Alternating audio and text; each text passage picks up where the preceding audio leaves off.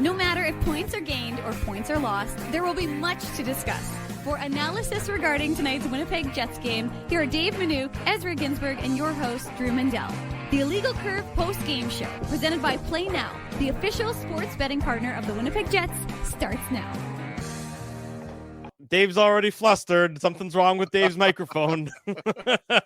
We could hear you. You weren't on mute. We could hear you saying awesome and flustered and things of that nature. You must be. Who's more usually me, right boys, now? that's having trouble with my microphone. But Dave M's having some trouble with his cords. I don't know. I had no idea Dave M played for the Boston Bruins based on that level of frustration we just saw. Everything good, Dave? You need a couple extra minutes? You got things in order now. You're good, but you're not using your mic, though. You're using the wrong mic. It's not hooked up properly. We'll let you get that taken care of. Make sure you got the right mic set up. Dave M really dragging this operation down. We say good evening, Winnipeg. Good evening, Manitoba.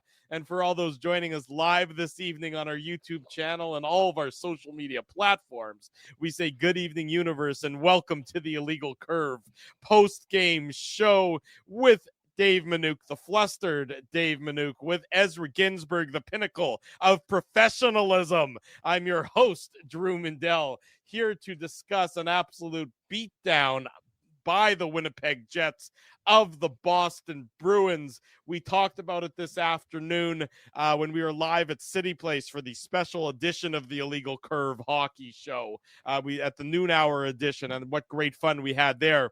We talked about how the Jets hadn't had a complete game, a complete dominant effort since the game against the Pittsburgh Penguins a couple weeks ago. Well, we can reset that clock because this was a dominant effort for the Winnipeg Jets. And as we talked about this afternoon, and as our buddy Dan Robertson referenced during the broadcast, the second straight year that the Boston Bruins have come to Winnipeg in December and have been absolutely humiliated on the Jets' home ice. And that's what happened tonight.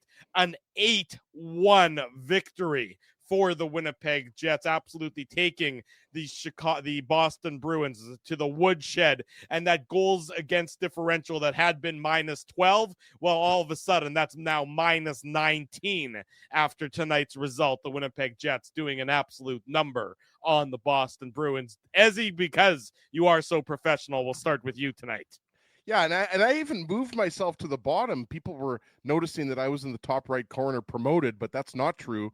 I'm going to go back to the bottom. I let Dave and Drew handle the top of the screen. I've always enjoyed the bottom in various forms. So I know T Kona Pauly wants to get into it did get very dark in here, and it's actually very bright in my St. James basement. But I know T Kona Pauly wants to get into the cheap shots, and we will get into those cheap shots. But boys, we have to just start off with looking at this game as a whole. And boy, oh boy, was this an exciting game. And did the Jets need a game like this? I think they really did. And, Drew mentioned the game that kicked off the 6-game road trip against Pittsburgh. But really, I think this was the most dominant game since the game at home against Florida when the Jets won 6-3. If you remember, well, of course, people remember, but it was, 3 weeks ago at this point, or 4 weeks ago, after losing 5-0 to the Panthers in South Florida, they came out with a pretty dominant performance. Maybe not as dominant as tonight, boys, because, guys, let's not forget it was 3-1 after 2 periods, right? Mm-hmm.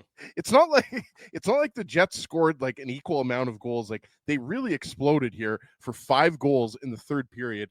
And you love to see the first power play going out there with the team already up 5-1. You love that the Jets kept the foot on the gas.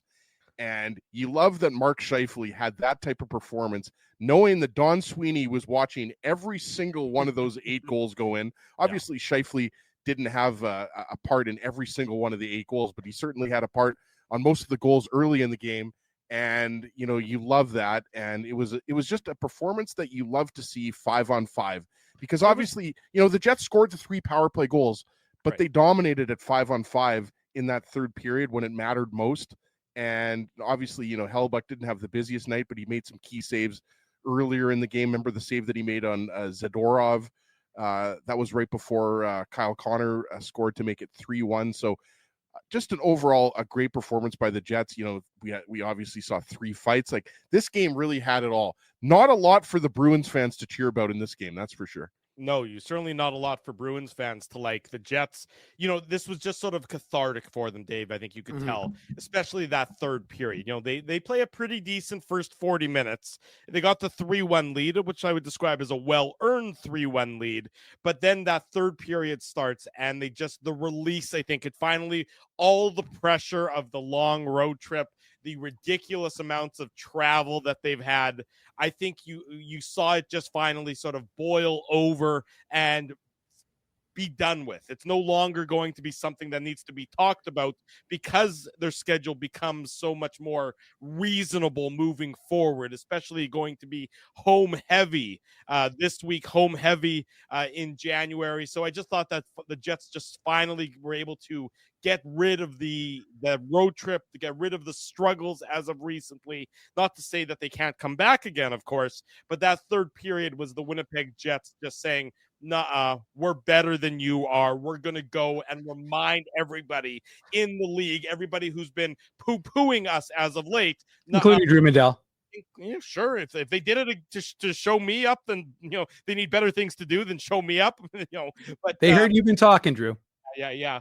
But, at least they went out. I think they reminded everybody around the NHL, look, we have 21 wins on the year.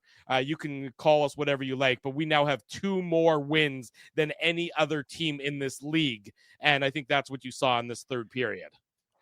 Absolutely. I mean, it is funny how almost a year ago today, they beat those Bruins 5-1, and now remind everybody where you were when that happened a year ago. Thank you for bringing that up. Flying over the Pacific. Dave M just casually must dropping. Be nice. Yeah, must be nice, Dave M. Oh yeah. The irony, on of the course. Manuke private jet, the air mile. Ezzy, you and I collect air miles the traditional way. Manuke on the private jet collects air miles the fancy way. I drive my Nissan Sentra to Grand Forks. Dave M flies over the Pacific in his private jet. Of course, the irony is that Drew's like flying off to Kentucky like every second weekend. But sure, Mandel, you never travel. Anyways. This is the important thing is, other than my means of travel across oceans, is the fact that this is an absolutely necessary win. This is a win to, again, it's not going to just suddenly everything is just fixed, but it quiets things down, Drew. It allows the Jets to kind of have that relief a little bit. They knew they were a good team, and they knew that they had some things to work on. But to me, this is a Bruins team that, I understand that they weren't playing up to their standard, but they'd won 4 games in a row. They were 7-3-0 in their last 10. 7-2, or I thought it was 7-3. 7-2 under Joe Sacco. Right. 7-2 boys under Joe Sacco. Sorry, Dave, and then we'll go back to you, obviously. But 7-2 and also playing very well defensively. Obviously not tonight. No, not tonight at all. And from a Jets team that didn't take, even at 3-1, they didn't sit back. And Connor Hellebuck didn't need to be great in tonight's game. Mm-hmm. And you just like the fact that the Jets have been a good third period team. I mean, obviously before their little skid, but I just think that something like this, a win like this, could just restore everyone and get them back to feeling good about themselves. You got a really good game coming up against the Vegas team that you have a rivalry with, as Ezzy mentioned on this afternoon show. And like I said, this is a Jets team that is now feeling good. Everybody had a piece of that, regardless of whether you got a goal on the score sheet. Nikita Chibrikov, he only scores in games he plays in, as 2 goals in 2 games. So he's feeling good about himself. What a shot. Yeah. And I mean, obviously, but and look, Mason Appleton scores. Vlad Domestikov, you've got everyone having, and obviously the top line contributed in a big fashion. So whether Mark Scheifele was given a middle finger to those who passed him over for Team Canada, and we know that obviously Don Sweeney is involved in that with the Bruins, but I just think that it was a type of win that look, it's similar to the loss against Columbus, where we said everyone kind of had a piece in that loss. In this one, David Gustafsson gets into a fight, Logan Stanley gets into a fight, Adam Lowry gets into a fight, Scott Arniel almost got into a fight. I mean, it was like I'm watching the third period, and I'm pretty sure Kevin Sawyer almost got into a fight between the benches. Also, Kevin Sawyer sounded like he did the old backup, but the point is that it was look, that's what you want to see. You want to see a coach that defends his players, and he's not happy about what he's seeing out there, right? He doesn't want to see that sort of mismatch. So anyways, and I'm sure we'll hear someone from our brethren in the Matt Frost Media Center when we go to Scott Arniel soon will have some comments from the head coach in terms of what happened there on the bench, and him and Joe Sacco. Joe Sacco was like, "Me? What are you talking about, me?" But look, like to see that the coach is as involved as his players in getting heated and being passionate and showing some fire there, as he. Well, yeah. As soon as we have, as soon as we have Scott Arniel in the Matt Frost Media Center, we will, of course, bring him to you live here on the Illegal Curve post-game show. Producer, videographer, photographer, Colby Spence has the camera all set up. We can see it backstage. So as soon as we see the Jets head coach head to the podium, we will bring him to you live here on the program. Just want to make sure everyone's prepared for that. Yeah, no, for sure. And, obviously, Scott Arniel is going to be asked about it. It's going to be really interesting to see, like Dave said, what he says, because obviously, guys, they're not Scott Arniel and Joe Sacco weren't exchanging holiday food recipes, right? No holiday cards from between the two of them. Speaking of holiday cards, though, we do have to say thank you, of course, to Dancing Gabe, who dropped off our holiday cards to the three of us today when we were down at City Place. So always love getting that holiday card from Dancing Gabe, and it was great to see him this afternoon. So I just wanted to make mention of that real quick. No, for sure. You're right, Drew. We didn't mention that on the pregame show this afternoon at City Place. And, for those who don't know this, I mean, we obviously know this. When we were on TSN 1290 radio, Dancing Gabe always used to drop us off a holiday card, but it was nice. Yeah. He knew that we were at City Place, so we dropped them off at City Place. Always a nice thing. That's like a tradition going on 10 plus years now at this point. But yeah, guys, what a amazing performance by the Jets. And, obviously, we'll go into the goals and everything like that. But I mean, this had some bite to it. I think Scott Arniel's coming up right away, right?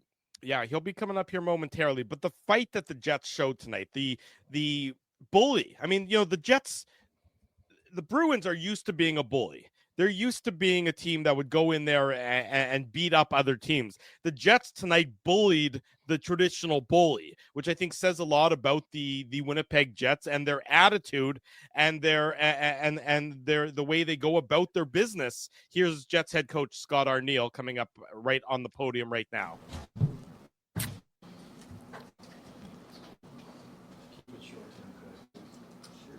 Scott, I think for half the story, it's finding your game, and then the other half seems to be when that game sort of the temperature went up there. What did you see that led to that? I thought we played a hell of a game. I talked about this morning that we need to get better at attacking the net, the opposition net. Thought we did a fast job in the first period and got us always own time. It got us, second and third opportunities, and we just continued into that second period. Get up 3-1, that quick goal we got at the start of the third. To come out and kind of cement that kind of away. Just the fact that we were in attack mode all game, and stuff happens. I mean, that's obviously you don't want to see that happen to Gus, but at the end of the day, our two big boys just settled it back down. Once it was over, once those two fights were done, it was done. So don't like all the stuff that happened, but it is what it's hockey. They're pissed off at us where the score was at or their games or whatever. At the end of the day, I just like the fact that we stuck together and did what we have to do. And once those fights were done, it was done. So I don't know how much into that you want to get, but the things that I noticed, I think, was at 5-1 you put the second PP unit out, and at 6-1 out came the big boys, but that was likely because of what happened in the middle of that. Yeah, okay. Yeah, that's you read right. But at the end of the day, I'm not going to sit and talk about what happened in the last 10 minutes of hockey.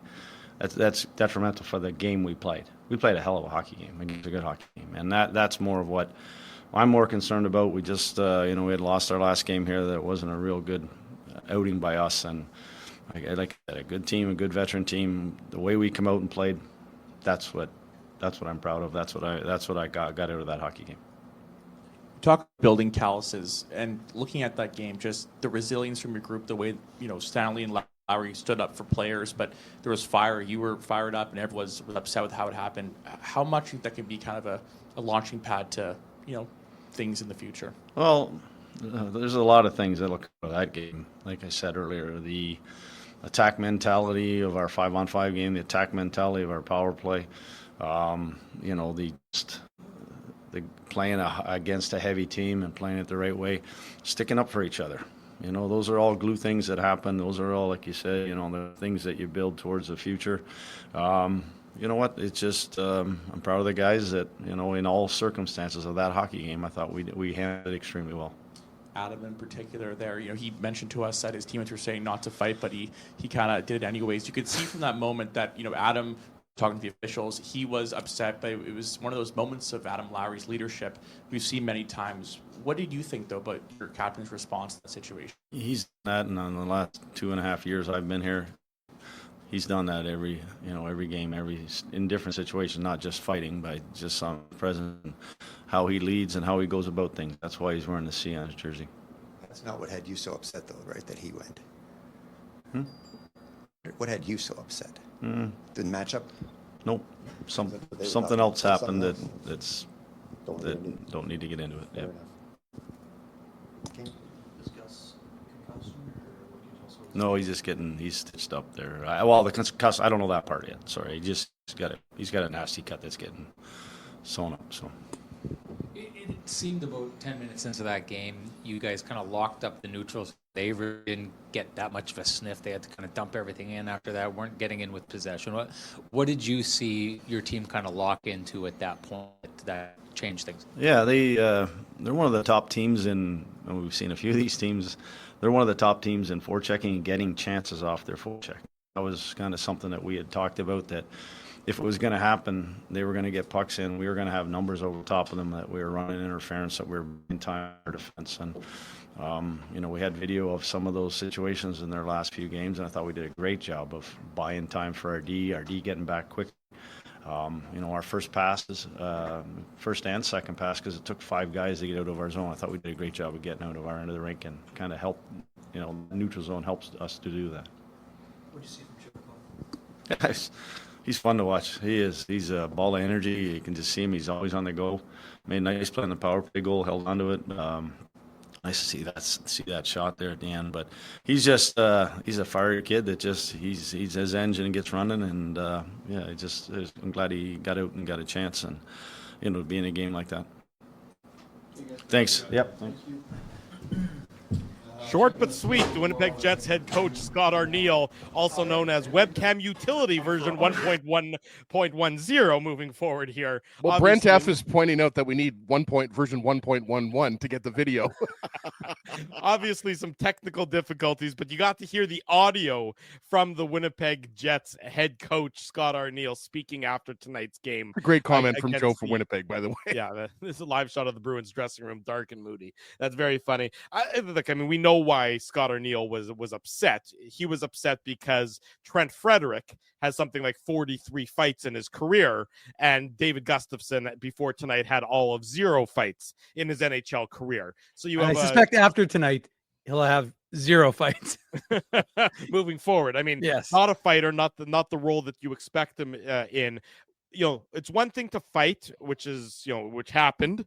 And that's okay. When Frederick hit him twice when Gustafson was already on the ice, that was bullshit. Pardon my French, folks. That was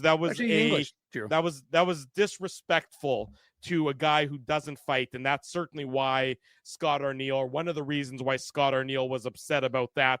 That's why one of the reasons why Logan Stanley got into it there, and also what Adam Lowry and Nikita Zadorov did there is they calmed the waters. They just said, okay, we're both veteran guys who've been through these battles. We know what's fair. We know what's right. Big boy fight. That was like a super heavyweight fight. Right. But that also just calmed it all down. Yes. That basically just said, okay, this is done now.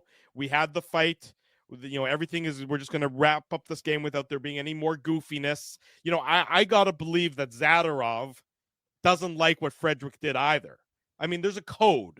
And once Gustafson's on the ice, which only took 1 punch, it's not like, Frederick didn't get a good punch in to put Gustafson on the ice. He did. He got that good punch in. But then he hit him a second and a third time. And that, exactly. I promise you, does not sit well with a lot of the players, both obviously in the Winnipeg Jets dressing room, but a lot of the players in the Bruins dressing room and a lot of players around the league who will see that. Those second and third punches there are egregious, and they're unnecessary, and they shouldn't have happened. Trent Frederick has to have more respect for his opponent than he did in that instance. And that's why I think so many people were upset about that. So, Joe Sacco can play dumb all he wants, but Joe Sacco played in this league for a lot of years, and he also knows that shouldn't have happened, and that was bullshit from the Bruins winger at that point in time. You nailed it, Drew. It's one thing to target Gustafsson, a player who clearly doesn't fight. Like these players, and Dave nailed it, like too. These players know which guys are fight on a team. I mean, everyone knows Adam Lowry can drop the gloves with the best of them. Everybody knows that. Or a guy like Logan Stanley. Players build reputations. David Gustafsson is not known as a fighter, but you nailed it in terms of it's those extra shots. And also, like, let's be honest here, Charlie McAvoy was running around. That was a high hit on Cole Perfetti. Yes. There was the hit by Zadorov on Scheifele after the Connor goal, which I thought was late.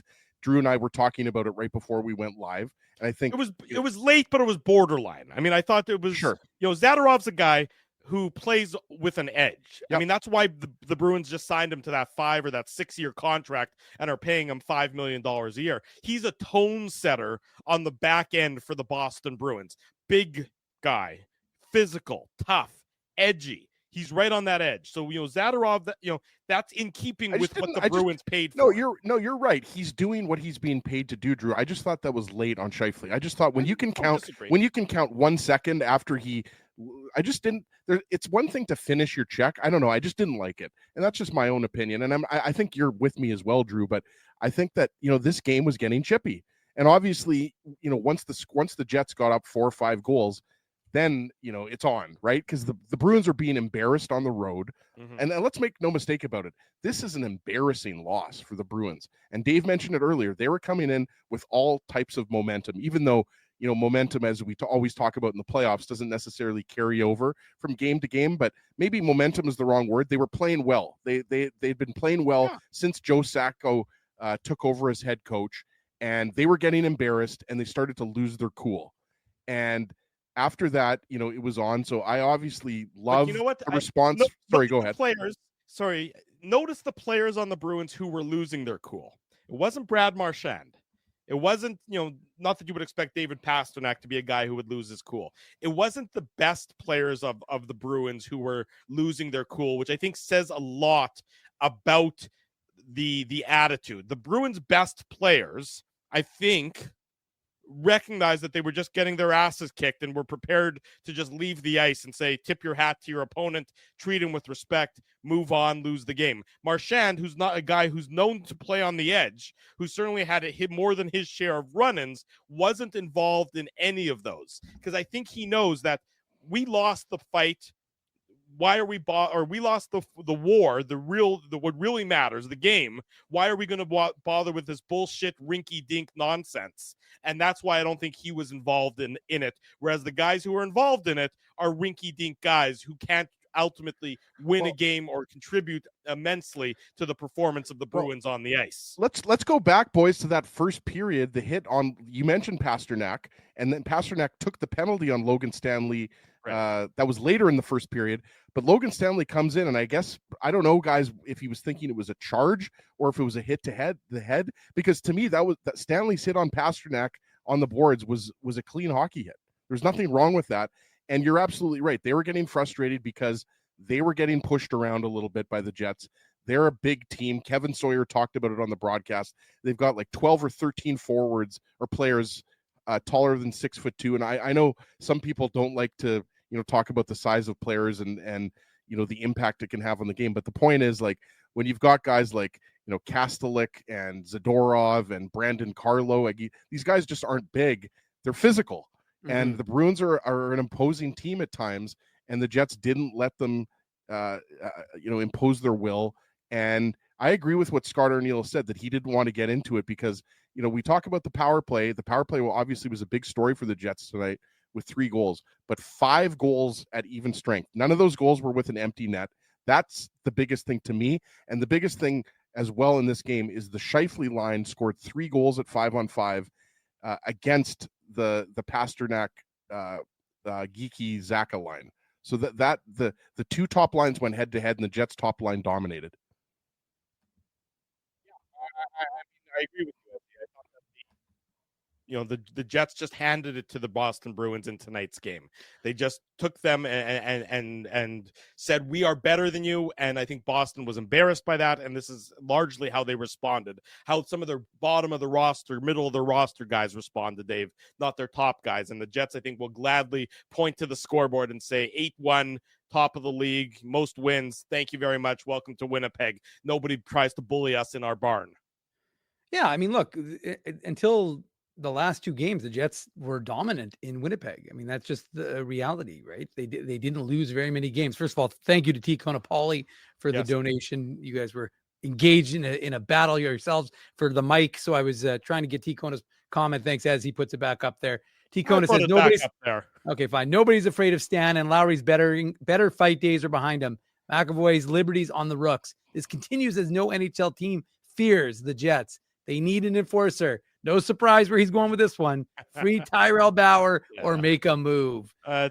Kona's, I think, a little biased in this one. I'm pretty sure that nobody comes after tonight.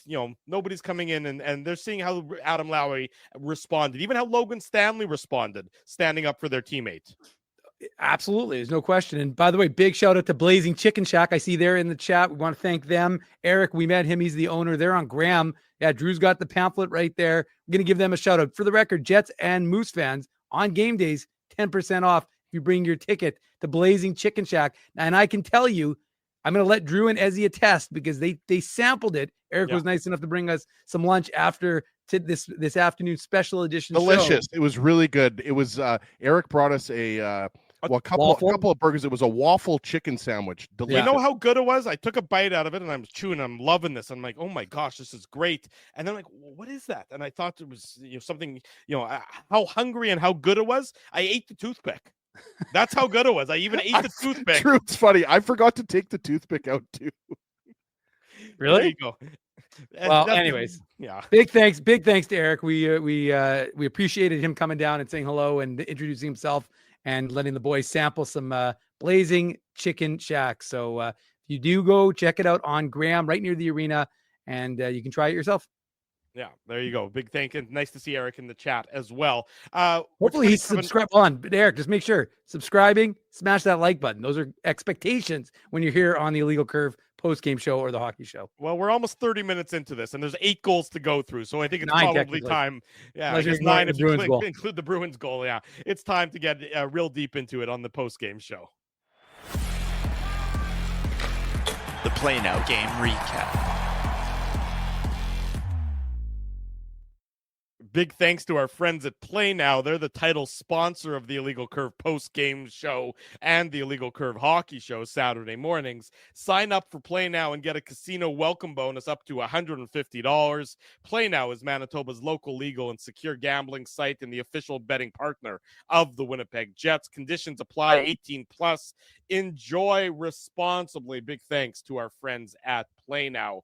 We talked about it this morning. We talked about the Jets needed to get the special teams going. They needed to get off to an early start and a good start, and that's exactly what happened. The Jets opened the scoring. They did get a power play 25 seconds into the game. Trent Frederick, who's now public enemy number 1 here in Winnipeg, he takes an interference penalty 25 seconds into the game. No dice for the Winnipeg Jets on that one. But then about 10 minutes later, Brandon Carlo takes a double minor for high sticking, and now the Jets go back onto the power play, and Vlad Nemesnikov, with 21 seconds to go in the first of the minors, his 7th of the year, assisted Nino Niederreiter and Neil Pionk, and it's a blast from the point by Pionk, and it ricochets off the end boards, and then there's a bit of a goal mouth scramble. But the Jets are where they weren't against the Columbus Blue Jackets on Sunday, which is the hard to get to areas, the greasy areas, the goal zone, and that's in front of the net. It's almost Niederreiter's goal, but it hits the post, and Vlad Nemesnikov is there to tap it in. His first in, I believe, did they say 7 games or 10 games? I can't remember which one. It was 10. It was 10. So obviously he wanted to get off the schneid, and he does, to give the Jets the 1-0 lead at the 12:09 mark of the first period, Ezzy. There's a lot you like to see here. Obviously, guys, when there's a double minor, you always want to score. It's similar to a 5-on-3, right? And you mentioned, the Jets get the early power play, 25 seconds. And I remember Josh Morrissey had a point shot, but obviously, they weren't able to capitalize. Obviously, they were here, and then they were able to have a full 2 minutes left in the Brandon Carlo minor, right? And you love that Nikita Chibrikov picks up his first assist of the season. And you just love, as Drew talked about, I like you calling it the goal zone, kind of like the red zone in football, right? I like how you called it that, Drew. But obviously, Nino Niederreiter, as Drew mentioned, the shot misses in the net. Then it takes a fortuitous bounce off of Niederreiter. But Vlad Nemestikov was to the right of Jeremy Swayman, just parked there, right? Just like saying, like, someone get me the puck.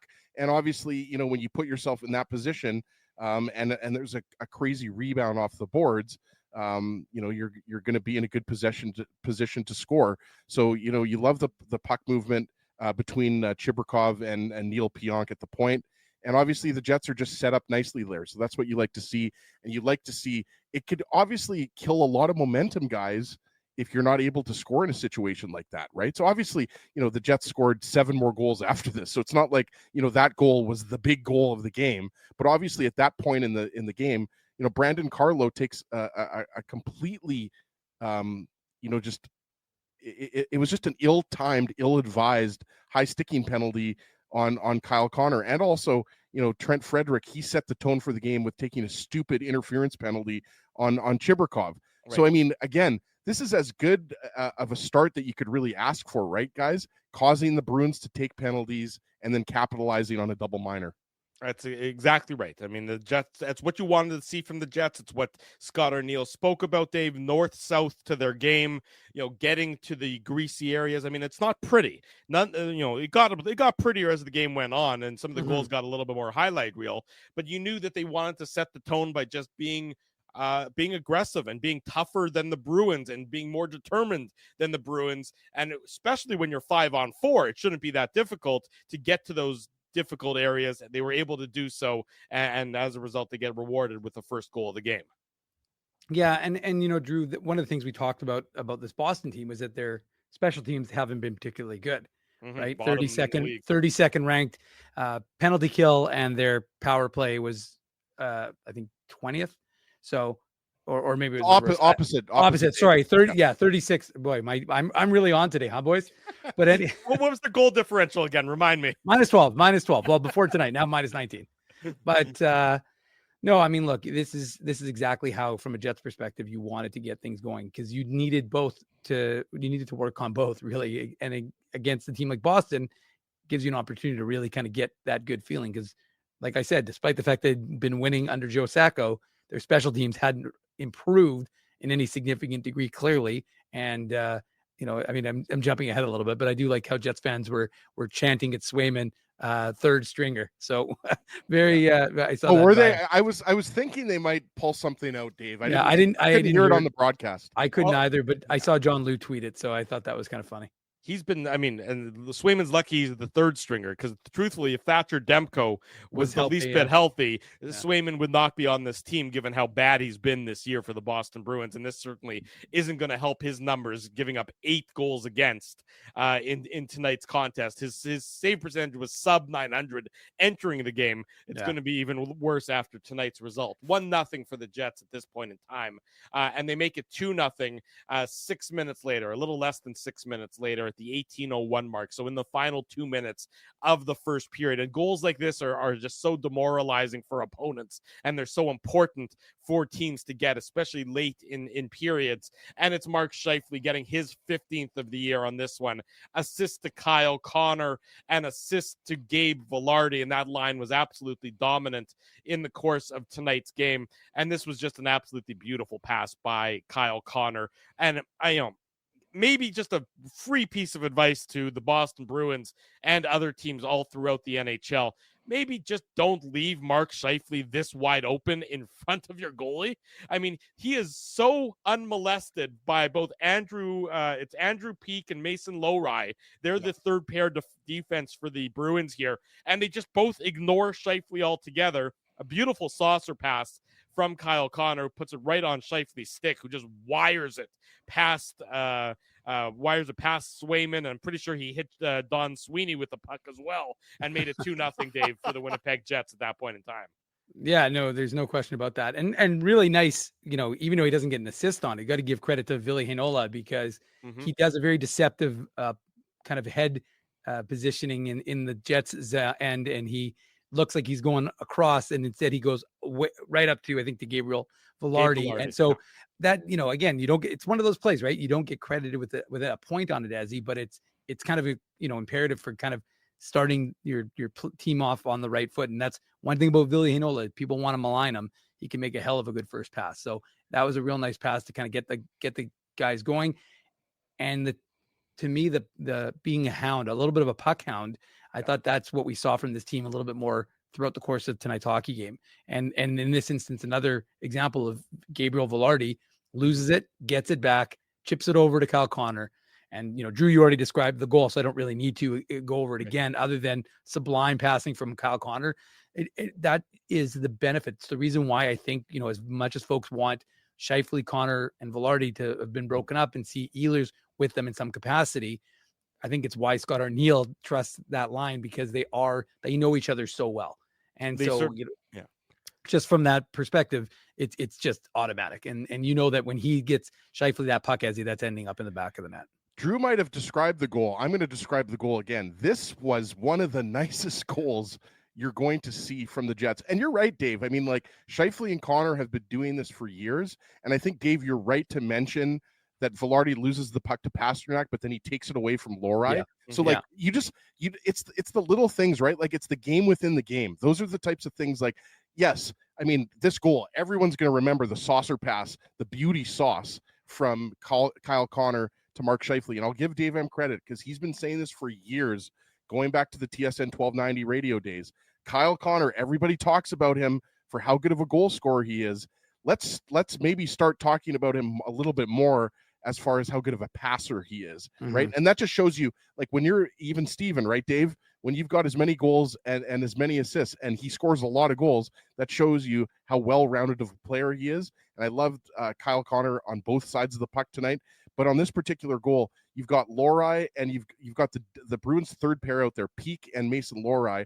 And the thing that I love the most is that, I've got it frozen here. Mark Scheifele is kind of at the top of the circle, and Kyle Connor and Drew's right. I mean, they had to pay more attention to Mark Scheifele here, but you just love the fact that Kyle Connor's got the puck close to the goal line. He just waits, sees Scheifele come up, and then he it's a thing of beauty. It's an absolute thing of beauty. I'm sorry if I'm getting a little bit too excited, but that sauce pass, they should just be showing that to young hockey players across North America, because that was just a thing of beauty, in my opinion. I think you made a good point, though, Dave, that the Jets, when they're at their best, are. What about me, Drew? I just talked for a minute about the goal. But there was one specific point that Dave made before that I wanted to highlight and bring forward about when the Jets are at their best. They're hunting pucks, and they're so adept at forcing turnovers with skilled stick work, and you saw that on display throughout tonight's game. And I think you really flustered the Boston Bruins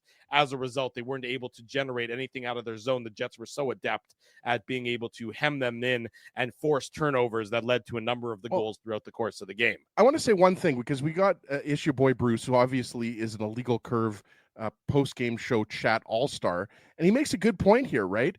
Because it was pointed out by a lot of people that Scheifele, Connor, Velarde, they I think if you actually look at all the lines across the NHL, that line has played the most minutes together in the entire league. I'd have to check that, but I think they're either first or second in the NHL. And that's a valid point. Scott Arniel keeps that line together, and they responded on the power play, and we talked about it. 3 even strength goals tonight. So I think that's a good point by Issue Boy Bruce, that line, times get tough, that line usually steps up for the Jets. Yeah, they certainly did tonight, having a dominant performance all around. 2-0 after 20 minutes for the Winnipeg Jets. They make it 3-0 at the 7:02 mark. And sort of the context of this goal is important, as Nino Niederreiter takes a slashing penalty at the 4:49 mark of the second period. And then David Pasternak takes a high sticking penalty about 50 seconds later to nullify the Jets nullify the Bruins power play. And Pasternak is rightfully upset. The refs, missed it. It was actually Logan Stanley's own stick that caught Stanley up high. The refs thought it was Pasternak's. Nonetheless, that nullifies the situation. It gets to be some 4-on-4 hockey. And then on a bit of a broken play just after the penalty to Niederreiter has expired and it becomes a Jets power play, it's Josh Morrissey finding Mark Scheifele, and Scheifele again makes no mistake with this shot, absolutely wiring it past Jeremy Swayman. Just a great pass from Morrissey. The Bruins running around a little bit, like I said, broken play. Scheifele's the one who carries it into the Bruins zone. It looks like it's going to get broken up by Pavel Zacha and ends up back on Morrissey's stick, and he finds Mark Scheifele, who gets into the soft spot again to make it 3-0 for the Winnipeg Jets. And you can almost feel at this point in time that things are going well for the hometown team, Ezzy. Yeah, and I'm not sure if we're going to give the Seagram shot of the game for this one because we might have to reserve it. I think I know who you're going to give it to. I have an idea. I'm not going to give it away, but I think that on this particular goal, you just see the absolute brilliant vision of Josh Morrissey. That's what stands out to me on this goal. Obviously, Scheifele has a nice clean zone entry. He starts it all off, but Josh Morrissey again on the power play has his head up, and he kind of fools, I think, everyone into thinking that he might be a shot option here. And he sees that Mark Scheifele is completely wide open. And again, it's just a perfect pass. And Dave mentioned it earlier. We've become so used to seeing this type of play. Like, we're spoiled here, guys, in this market, in this city, in this province, seeing these guys.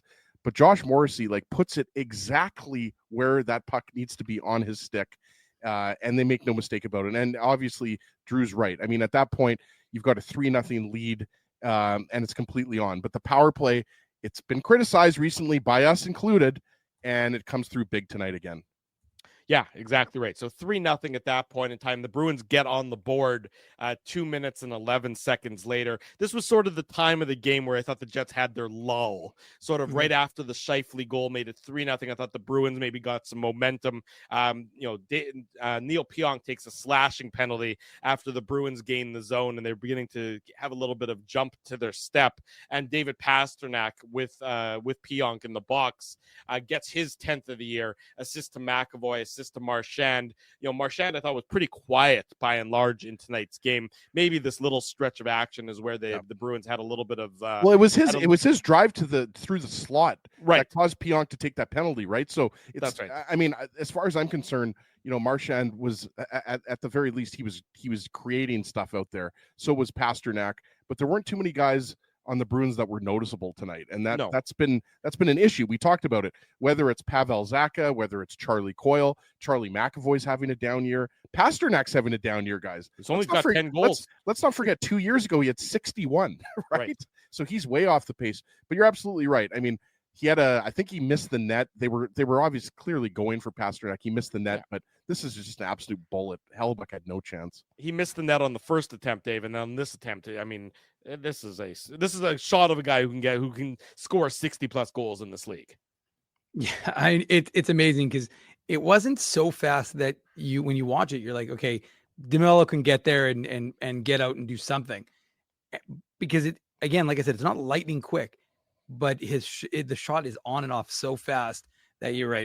You just have to credit Pasternak. And it was funny because one of the comments that Adam Lowry or one of the talking points, I should say, in the morning media availability was Adam Lowry talking about how he goes, I love watching him play, but I'd rather do it against other teams because he knows what a tough, how difficult it is. And one of the areas of concern, which remains an area of concern for the Jets, is this PK.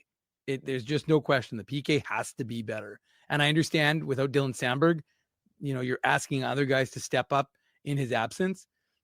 But again, like I said, this is you're not going against the strongest power play, right, Ezzy? Right. So that's one of those situations where the Jets need to really work on that element of their special teams because it's an area that's failing them a little bit. And like I said, it's a 3-1 game at that point. It doesn't get out of control because the rest of their game is on is doing well. But I just think that they just need to be a little bit more. They just have to figure out something that's working a little bit better because, like I said, they don't need a top 5 PK in the NHL to win a Stanley Cup, but they probably want to be in the 8 to 12 range at least, and that's not where they are right now. Yeah, agreed with you on that front. 3-1 for the Winnipeg Jets, 3-1 after 40 minutes. And then the fun part of the game, the first 2 periods were fun, but the real fun part, the final 20 minutes, the third period starts very, very early. 1:15 in, it's Kyle Connor. He gets his 16th of the year, assist to Mark Scheifele, and 4-1 back very quickly, very early means good things are happening for the Winnipeg Jets. On this one, it's again very effective play for the Winnipeg Jets. They force a turnover, and then it's just Scheifele does a great job keeping it in. Then he wins the puck battle, and then you talked about it earlier. You don't like the hit from Zadorov on Scheifele, but he takes the hit to make the play, and Connor wires it past Jeremy Swayman to make it 4-1. I don't even know if this is. I think this is Ezzy's turn at this point. Sure, and obviously, this is just a vintage Scheifele and Connor again, knowing where each other are on the ice, finding each other, making really efficient passes. I have nothing wrong with players finishing their checks. I just thought it was he's driving Scheifele into the boards there late, and clearly it has nothing to do with the play. So I'm just going to leave it at that. I'm not saying that Zadorov should be suspended. I'm not saying anything like that. I just thought it was kind of a bit of a cheap hit, a late hit. I'll just leave it at that. Maybe we can see if people in the chat agree with me or don't agree with me. But the point is they score a goal here. And as you mentioned, Drew, it's Brad Marchand right at the blue Marchand's line. Just a very soft play by Brad Marchand. Yeah, and I forget who he's trying to get the puck to. It might have been Brazo. Brazo is a big boy, by the way. We talked about Brazo on the pregame show. 6'6", well over 200 pounds. He's a good player, having a good season. Anyways, you like to see those undrafted players having good years, right, Dave? So yeah, it's Marchand and Brazo just miscommunication, just not a strong play at their own blue line. And again, Scheifele jumps on the puck and he creates and that's what you like to see, guys, right? Like you always hear about having a good forecheck, closing those gaps, creating turnovers. That's when the Jets are at their best, when they're creating the turnovers, not causing the turnovers, and then goals are being scored on them. So you love the fact that Scheifele steals the puck here, and it's just a beautiful pass to Kyle Connor. It's simply as that. These are just beautiful goals to see. And again, the hits late. No call in the play. Who cares? The refs decided not to call that, but just a beautiful goal. And again, the Bruins, Pasternak made it 3-1. So that goal allowed them to come back in the game. What do the Jets do? 75 seconds into the third period, they make sure that this game is over, because at that point, it's very unlikely the Bruins are going to score 3 goals on Hellebuck in one period. What's important from my perspective here, Dave, is that Scheifele has to put himself into the position to capitalize on the turnover. Yeah. He's where he needs to be on the ice after losing the faceoff in order to get there and take advantage of Marchand and his soft play, trying to get it over to Scheifele's fellow number 55, Justin Brazeau. They're both 55, but Scheifele has to put himself in the position to take advantage of the mistake. No, there's no question about it. And speaking of mistake, I think Kyle Connor, every time he scores against Boston, he says, well, he passed on me 3 times back in 2015. I'm going to show you guys what you're missing. And he sure does. And you're right, Drew, that this is, like I said, this was a team that was a team that wanted to make a statement. They really did. And again, it's one win in December. You're not like planning the parade because of it. But I just think that I am. Well, as he is, but as he plans the parade, as he loves parades. I like daily parades. Yeah, he goes, he loves a good parade. So I just think James is known as the parade part of the city, if I'm not mistaken, right? It is. It's the parade capital of Winnipeg. But do you guys remember the magazine Hit Parader back in the day? I used to love reading about Nirvana and Pearl Jam in the magazine Hit Parader. Are you going to Nelly? Do you have any idea what I'm talking about right now? I do. I remember it as a mag. Are you going to Nelly though? I didn't know Nelly was coming. You want to go? no, I mean, I don't want to go with you, but I didn't know Nelly was coming. But the thing is Kelly Rowland going to be there so they can do their song together? Apparently there might be some sort of special guest. I'm not sure. It's on Good Friday. It's in April. Nelly, who else was it? There was it Ja Rule? Is he coming with Nelly Ja as Rule. well?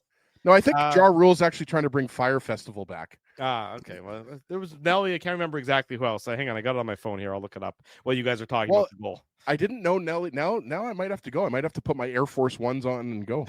Yeah. Ja Rule and Chingy? Ja Rule, Nelly, and Chingy, and Jermaine Dupri. I'm pretty sure I saw Chingy already this summer, if I'm not mistaken, at Tacos and Tequila. That's a lot of big names there. I might have to buy some tickets for that one. I don't know what you guys are talking about. Do you remember, Drew? Do you know what the group that Nelly performs with is called, though? No, of course I have no clue whatsoever. The St. Lunatics. They're from St. Louis. Well, I knew he's from St. Louis. Snaku says if you need a ride, you can ride with him. Well, there you go. Thank you. Ride with me, I should say.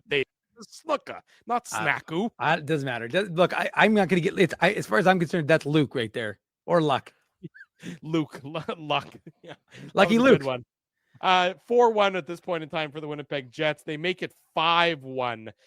4 minutes and 18 seconds later, Gabe Vilardi, his 12th of the year, assist to Kyle Connor. He only needs half a stick sometimes. That's how hard his shot is. So hard, in fact, it's the shot of the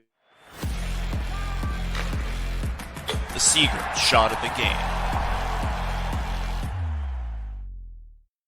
See, I didn't forget tonight. Big thanks to our friends at Seagram's for their continued support of the Illegal Curve post-game show. Seagram's 83 is Manitoba's favorite Canadian whiskey. I do recommend it as well. So big thanks to Seagram's and big congratulations to Gabe Vilardi for getting the extreme honor that is the Seagram's shot of the game.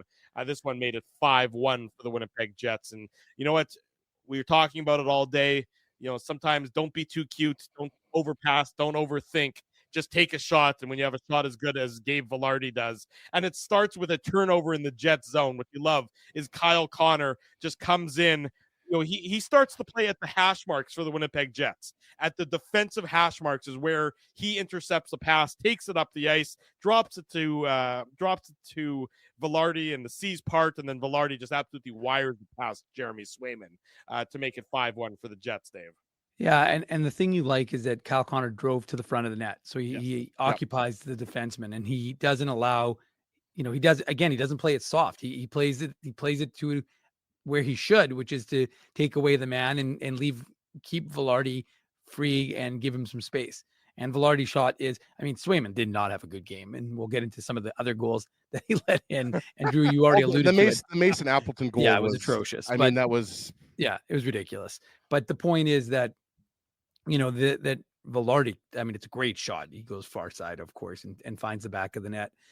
But it's another example of everyone having a piece of this win, right? And like I said, some guys got it because they stepped up, and I'm sure Drew will read the comments about David Gustafsson after the break. After the break, I will, yes. But to me, this is just another, just you can see every guy is happy. Everybody's got a piece of this. Scheifele scoring, Connor scoring, Vilardi scoring. The second line got goals. The third line got goals. The fourth line, well, technically not a goal, but fourth line goal because it's on the power play. But every guy had a piece of that, right, Ezzy? And so this is just another example of Gabriel Vilardi. How many goals is that? Does he have goals in 3 straight games now or something like that? Or maybe 3 of the last 4? Did he score against Columbus for the I don't Jets? think he scored against. Who scored? No, he didn't score against Columbus, did he? I thought it was. I thought Connor scored. Connor scored the power play goal. Got the power play goal. So he's got 3 of his last 4, maybe. But the point is that he's contributing, and that's we talked about this. The top line wasn't necessarily getting it done. Well, that's a big game for them all to break out and for them all to have a piece of that. Yeah, certainly was. And play the Macarena. Play the Macarena, and the route is on 5-1 for the Winnipeg Jets. Then it becomes 6-1. It's a power play goal. Is this all after the? No, this is just before the nonsense begins in the third period. It's Alex Iafallo at the 7:19 mark of the third period. This is with Charlie McAvoy in the box for the high hit on Cole Perfetti. And hit I do not like. hit I think nobody liked, especially the Winnipeg Jets bench. It seems like Perfetti is okay, but of course with hits to the head, sometimes it does take a little bit of time to manifest, but you hope that he is okay. It's so with McAvoy in the box, the Jets have Alex Iafallo with a beautiful tip of a Neil Pionk shot. Nikita Chibrikov getting his first career NHL assist. He already has the goal, of course, from the first game he played last year. And we'll mention him again coming up here on the post-game show. Just a beautiful tip by Alex Iafallo and a great shot by Neil Pionk. And you like the play by Chibrikov as well to get it over to Pionk. And it becomes 6-1 just before the silly season portion of the game begins, Ezzy. Yeah, and you're absolutely right, Drew. The game's already over at 5-1, and then they add this goal, and it's just insult to injury, right? And again, you love the puck movement. You love the fact that you had the Bruins chasing. And originally, I don't know about you guys, but I thought Nino Niederreiter might have tipped it originally because you obviously had some good layers in front of Swayman. But again, like it's that shot first mentality. Like the Jets, what did they have? 14 shots against LA in that road game. Like obviously the Kings are a shot suppression team. They're a good defensive team, but the Jets piled it on tonight. 35 for a team that hasn't been able to get 30 shots in a game very consistently during their struggles. 35 or 8 goals on 35 shots is a pretty good percentage. Absolutely. And I love the fact that the Jets kept scoring goals. Like I'm a big believer. I don't care what team you are, what league you're playing. You keep playing till the game's over. So I have no problem after the opponents try and take some liberties. Now you have an opportunity where you're going to say, okay, great. So you punched one of our guys. We don't like that. So here's how we're going to take our revenge out on you is we're going to score 2 more goals after that and really poke you in the chest and say, who the hell do you think you're kidding? Exactly. Yeah. Boys, sorry, Dave, I'll let you get in here, but we've been covering, this team since they came back. We've been doing we've done a lot of games and watched a lot of games. There's a big difference between 5-1 and 8-1. And that's that was embarrassing to the Bruins, and they deserved it. You just said it and nailed it. You take some liberties, and that should have been a penalty on McAvoy and Perfetti. Absolutely. And the only thing I was going to add, and Scott O'Neill talked about it, he didn't start his first power play unit again on that power play, right, boys? He started the second power play unit. They scored. Yeah. But I wonder if he didn't start the first unit because it was Perfetti who just got hit in the head.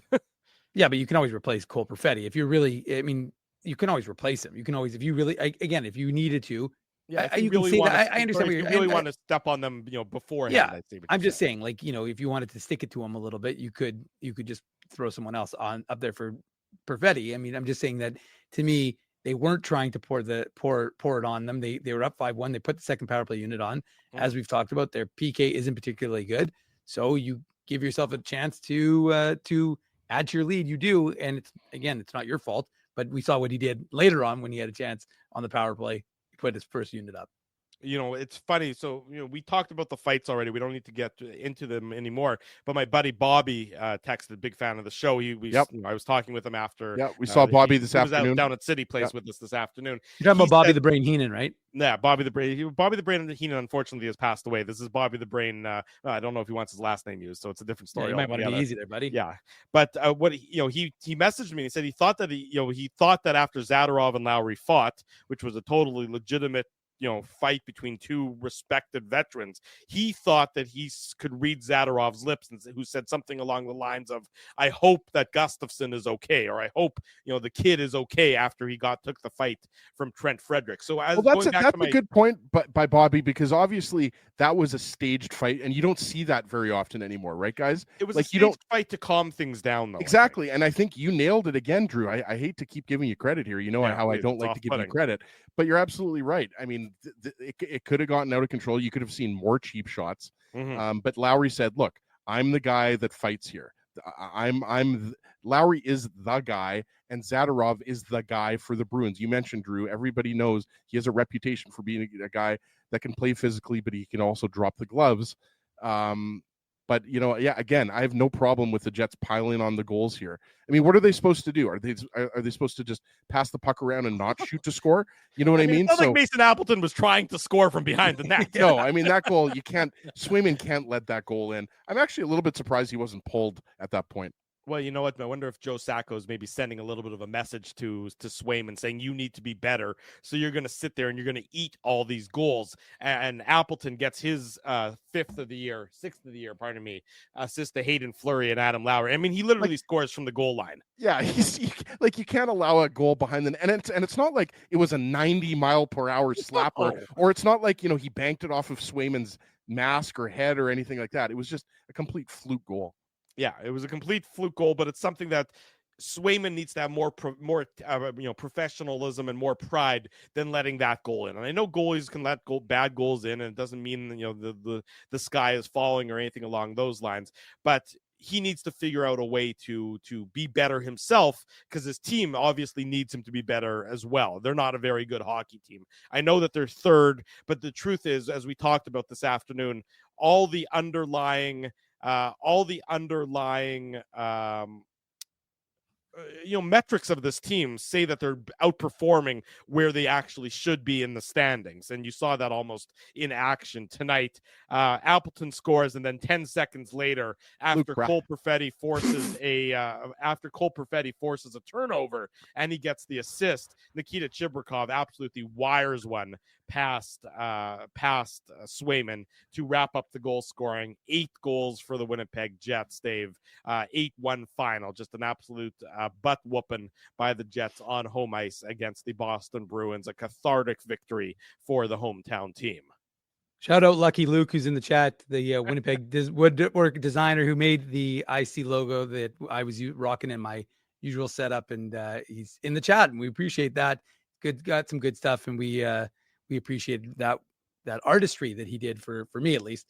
But that's a huge goal for Nikita Chibrikov. I mean, you could tell. I mean, I know Kevin Sawyer on the broadcast said that he was a little bit nervous, but like I said, I think there's an element of when you're playing the game, and that's his second, of course, NHL game, and it's in a building he's familiar with, of course, playing with the Moose. And so I think he was ready to go. And like I said, it's a role that he's well served to play. That's the thing about Nikita Chibrikov, right? Like I said, he's got bite to his game. It's a different game than Brad Lambert was being asked. I mean, again, like I said, that's a hard ask for a 21-year-old guy Lambert's still 20, sorry. Chibrikov's 21, to play center in the NHL, and not to play center in the NHL on a fourth line role, but to play center at the second line role. So Chibrikov's responsibilities, Chibrikov's, expectations are a lot different than Brad Lambert's, but that goal is going to serve him well. He got 2 points in the game, right? So he's doing it all. And you can just see, like I said, it's the thing that is going to give him confidence. It may not keep him in the NHL. He may be back in the AHL when Nikolai Ehlers is back, but it's another piece. One of the foundation things that Scott Arniel spoke about today was he wants to put these prospects in a position to be longtime NHLers and have success. So he's going to give them the tools. He's going to give them that opportunity. And Nikita Chibrikov is making the most of it. And that's what you want him to do. Look, he may do enough over the course of this 3-4 day audition that he doesn't have to, maybe something else happens. But for right now, my expectation is it's just temporary. But you like what you're seeing from him producing in the way he is. This game went as good as really you could have asked for, right? Like a goal and an assist in his first game of the season. Mm-hmm. And I just love the fact that let's give Perfetti a lot of credit. By the way, he draws 2 penalties in the course of tonight's game as well. Mm-hmm. Yes. What did I tell you? Sure. He gets under people's skins. People want to engage him because he's annoying. Like Scott Arniel, as he called him, a little ball of something. We didn't know what it was. Hate. It's true. It's why I want to punch Ezzy all the time. He's just annoying. I wouldn't say that. That's not very nice, Drew. I know. Let's give time out for Drew. Just kidding, Drew. Now I stay with love, Ezzy. You know I love you. No, but I mean, it's all love. It's all love.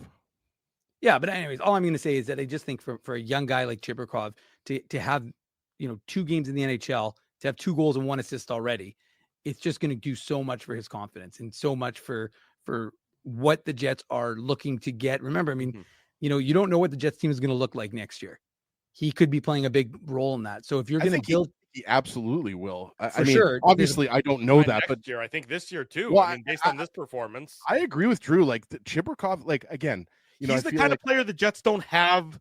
The Jets don't have a player like him that is sort of got that can match the high end skill with the I'm going to say forcefulness or the irritation aspect. You know who was supposed to be like this and who still might be, but obviously won't be for the Winnipeg Jets. Marco Dano. No, Rutger McGroarty. Yeah. Think about Rutger McGroarty doesn't have the same sort of might not have the same high-end skill necessarily, but he was supposed to be like the constant energy, the guy who's always willing to go the extra mile, go to the areas, always cause a little bit of a ruckus, things of that nature. Chibrikov certainly was more noticeable. And again, it's not a comparison. It's not an insult to Brad Lambert, but you notice. Well, it's different. You can't compare a center and a winger. It's just two. The responsibilities. They're also not the same style of player. Not but your point is well taken though, Drew. Look, Chibrikov seized the opportunity. Mm-hmm. Let's be honest here. He seized the opportunity, and you love to see it. And I feel like I'm stealing Dave M's thunder because he's been talking about Chibrikov for years now. But I was really impressed. And Dave's right. When Ehlers comes down, it's possible that he's sent down. Maybe he sticks around. Look, guys, like right now, Rasmus Kupari is your 13th forward. That just shows you how much depth they have right now, right? So he was. Well, yeah, exactly. So we'll wait and see what happens once Ehlers gets back into the lineup. But he scores a goal and an assist. And I just wanted to throw one thing in here before we complete the Play Now game recap. Just Perfetti gets the stick on Andrew Peake's clearing attempt. He gets an assist in a kind of non-conventional way. So good on Cole Perfetti just for having, the active stick, as they say, on this particular play. But yeah, he was more physical in tonight's game than we've seen him a lot from Perfetti for a lot of games. He was roughing it up, and he was, again, he's never going to be mistaken for a guy who's a big physical player out there. But you saw him more physically engaged than you typically have, and I think that's important for him, and certainly a good sign for him. But not I would agree with that. He was credited with 2 hits, Drew. Mm-hmm. Yeah, which is fine from Cole Perfetti's perspective. Strong on the forecheck, a little bit physical, and a well-deserved assist here on the Chibrikov goal. That wraps up lengthy Play Now game recap here on the Illegal Curve post-game show. When there's 9 goals scored, the game recaps are definitely going to be lengthy. When we come back on the you can't see it. Sorry, Drew, you can't see it right now, but my right leg, and this might be because I'm extremely overweight, but my right leg is completely numb right now. It fell asleep. Alrighty, we'll let Ezzy deal with that. We'll take a commercial break, and then we'll come back with some interesting comments from Adam Lowry about Trent Frederick and his determination as to who to drop the gloves with tonight. Drew Mandel, Dave Minuk, Ezra Ginsburg, Jets win 8-1. The Illegal Curve post-game show rolls on. Smash the like button while we go to commercial break. We want to thank you for not betting with Play Now and choosing our illegal gambling site instead. Because we couldn't afford things like this without your money. So much of your money. Now you might have questions like, do our profits benefit your community? No. Or bet with Play Now, Manitoba's local legal and secure gambling site. Dining, entertainment, parking, and convenience, all in one spot. City Place is located in the heart of downtown Winnipeg, attached to the Canada Life Center. Whether you're working, living, or out for a night in the downtown, make City Place your go-to destination before or after the fun finds you. Lunchtime, game time, anytime, visit City Place at 333 St. Mary Avenue, next to Canada Life Center. Holt Dental, the new official dentist of Illegal Curve, has a philosophy rooted in 2 unyielding principles: genuinely caring about patients and providing outstanding service. Being a patient of Holt Dental means more than just checkups and treatments. It's taking the time to listen and talk to each patient so they can achieve the best long-term health, functionality, and aesthetics for their teeth, mouth, and gums. Conveniently located at Grant Park Festival on Taylor Avenue, Holt Dental is dentistry of the highest quality in a comfortable and relaxed environment. For more information, visit holtdental.ca. Oh, and there's plenty of free parking at the front door, too. Celebrating its 40th year as Winnipeg's home for stand-up comedy, Rumors Restaurant and Comedy Club has recently been named Canada's top comedy club and a top 5 comedy club in North America. From birthday parties to date nights to fundraisers and everything in between, Rumors is your destination for the best and most affordable live entertainment Winnipeg has to offer. For more information on upcoming shows, Rumors' incredible promotions, and to purchase tickets, visit rumorscomedyclub.com. So you're a pizza person, you married a wing person, but somehow your kids are salad people. You can't pick your fam, but you can pick your BP meal deal. Starting from $18.99 for takeout or delivery at bostonpizza.com. Just after 11 o'clock, welcome back to the Illegal Curve post-game show. Drew Mandel, Dave Minuk, Ezra Ginsburg with you. 8-1, the Winnipeg Jets victorious over the Boston Bruins. We'll get to some interesting post-game quotes. But first, Dave, I know you were busy watching the Jets game. The less said, the better about the Moose game tonight? I can't even say that I watched a minute of it. The only thing I will do is give everyone an update. I got an update on Elias Salamonson, who left the game on Friday with an upper body injury. I was reliably informed Put on your antlers. It's time for the Minuk Moose Minute on the Illegal Curve Hockey Show. I was wondering how long it was going to take him to press the button. Well, anyways, the 2022 second rounder, the right shot defenseman who, like I said, left in some pretty significant discomfort on Friday night after taking a big hit into the boards. He is, I'm told, only going to be a couple of weeks in recovery, which is actually relatively good considering how bad it looked. And it looked like a separated shoulder. Yeah, it looked bad. So I've been told that it's going to be a couple of weeks. So that's pretty good, relatively speaking. What's not so good, the Moose got pumped. Calgary's, every time the Moose played this Devin Cooley, who is a guy from California, as he played for the Milwaukee Admirals in the playoffs, he stonewalled the Moose a few years back. And for the Calgary Wranglers, who are a very good team in the Pacific, he's been very good every time the Moose have played him. So Dan Fink was the play-by-play broadcaster, said it was 4-0 after 40, and the Moose could have had 4 goals, but he was excellent, and they had a goal disallowed. I know that Parker Ford scored for them, but I haven't really. To be honest, I obviously was watching the Jets game, so I'll watch the Moose game after, but I haven't. Can only tell you that it was a 6-1 loss. But and the Sal Monson update you gave is that's good information. Yeah, that's the most relevant one. So yeah, like I said, so Elias Salamonson, a couple of weeks. Just to make better to make sure I've got it right. Expected to miss at least a couple of weeks with an upper body injury. So that's the IC. It's where you get it first. Nobody else had it except for Illegal Curve. There you go. Here's some post-game quotes of interest. We heard from Scott Arneal on the post-game show, and he said, quote, I thought the Winnipeg Jets, he thought we played a hell of a hockey game, and the Jets certainly did. Here's what Adam Lowry had to say about the Trent Frederick-David Gustafsson fight, and I think this speaks a lot to what we've been talking about in the course of tonight's post-game show. Quote, I think for guys that fight, we generally know who on the other team also fights. Gussie, David Gustafsson, real proud of him for not backing down. But I think that's a situation that he shouldn't be put in the first place, to begin with. And so basically Adam Lowry is, if you want to read between the lines here, you don't have to read, you don't have to squint that hard for it. He's saying that Frederick, picked on a guy and should have a more honor and more, and more courtesy than to drop the gloves in that instance with David Gustafsson. That is the proverbial schoolyard bully, attitude from Trent Frederick, and the Jets did not appreciate it. Here's what Mark Scheifele had to say about Logan Stanley and Adam Lowry fighting after the Gustafsson-Frederick fight.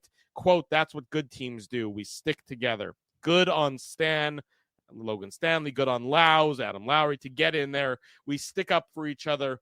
We take care of each other. That's what makes us a good team. Tight-knit dressing room. We've heard that more than once about the Winnipeg Jets, and you certainly saw that on display in the third period after the Bruins, decided to try and beat up one of them while you're going to get everybody instead.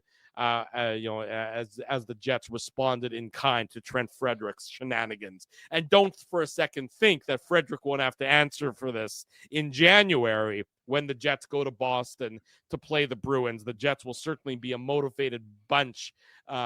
Careful, careful, Drew, though. The Boston Bruins could call up our old friend Jeffrey Viel, who's, I believe, still with Providence right now. So they could. I mean, that game is coming up on Thursday, January the 20th in Boston, the Jets and the Bruins, the rematch. And so it'll certainly be one that people will pay a little bit more attention to after what was a heated affair tonight in downtown Winnipeg. An affair won 8-1 by the Winnipeg Jets. One-sided contest on the ice, on the scoreboard, where it really counts as the Winnipeg Jets get back to their winning ways on home ice.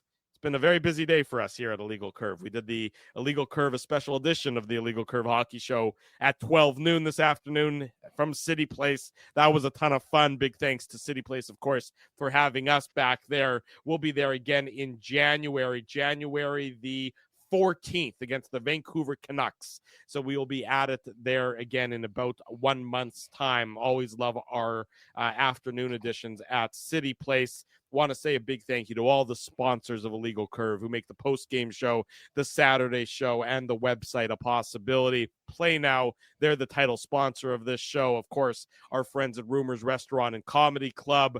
Matt Broussard is at Rumors all week long. Get your tickets now, rumorscomedyclub.com.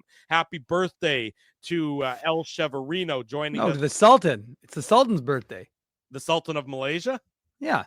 I didn't know that. There's a birthday holiday for the Sultan of Malaysia. Although, Drew, I also thought it was El Cheverino's birthday, hence the reason I put it up there. And as I read it longer, I was like, it's not actually El Cheverino's birthday. He's just celebrating the Sultan's birthday. Are you sure that he's not referring to himself as the Sultan? Fairly certain. I'm gonna go like 95% certain. I think it's the Sultan's birthday. El Cheverino's got one of the best avatars ever. Of course, the dude.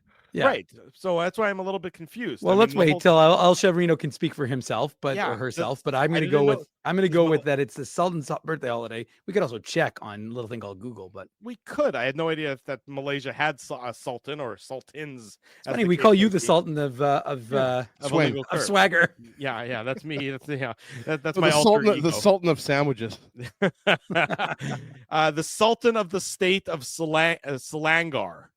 I mean, I don't know the politics of Malaysia. We try to avoid politics as much as possible on this show, and I think that's probably a good rule. But if the Sultan of the state of Selangor is a good person, we shall wish him a happy birthday as well. So he might not even be alive, Drew. It could be. It sounds like it's a holiday, so perhaps it's not necessarily that this person is even alive anymore. You think that they're celebrating I see what you're saying. That Drew, your homework tonight is to learn more about the Sultan of Selangor. I think that might go. Now that I'm in the closing moments of this program, I might go do that with my Google box afterwards. Like I said, Holt Dental, Boston Pizza, and of course our friends at Seagram's support these fine businesses because of their continued support of Illegal Curve. Boys, I'm particularly excited to go to Malaysia and do our first ever IC in Selangor. Is the Sultan problem invading us? They've already preemptively blocked you from ever coming in the country. Dave, can we use your private jet to fly to Malaysia? Yeah. We know that you're taking it across the Pacific. Does it go all the way to Malaysia? Considering that you're always flying over the Pacific, Dave, maybe we can just head to Malaysia. I stop in Hawaii. Sorry, boys. Okay, well, there you go. Tough life for Dave M, as we all know. Thanks, everyone, for joining us, whether you joined us this afternoon or you joined us now through this nonsense of the last few minutes. We always appreciate your support. If you haven't already done so, smash the like button, subscribe to the YouTube channel, and, of course, tell your friends and tell your family. The best place to be on Saturday mornings, and again after each and every Winnipeg Jets game, such as this coming Thursday, where we are going to be talking about the Jets and the Vegas Golden Knights at 9:40 p.m. Be sure to join us back here on our YouTube channel for that. Thanks, everyone, for joining us. It's been a great day. It's been a great fun. Jets win 8-1 until Thursday night. For Dave Manouk, for Ezra Ginsburg, I'm your host, Drew Mandel. We wish you good night and good luck, and thanks for watching the Illegal Curve post-game show. Thanks for listening to this broadcast from Illegal Curve Hockey. For more great Illegal Curve content, subscribe to the Illegal Curve YouTube channel, follow at Illegal Curve on Twitter, Facebook, and Instagram, and visit your online home for hockey in Winnipeg, illegalcurve.com.